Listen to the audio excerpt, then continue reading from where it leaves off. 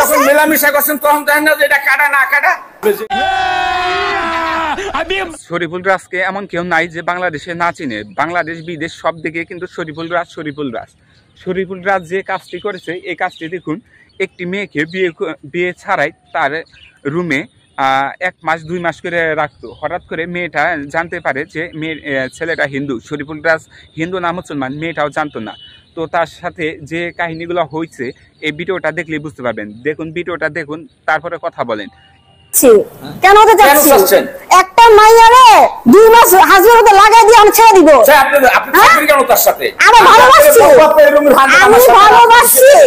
ভালোবাসছি।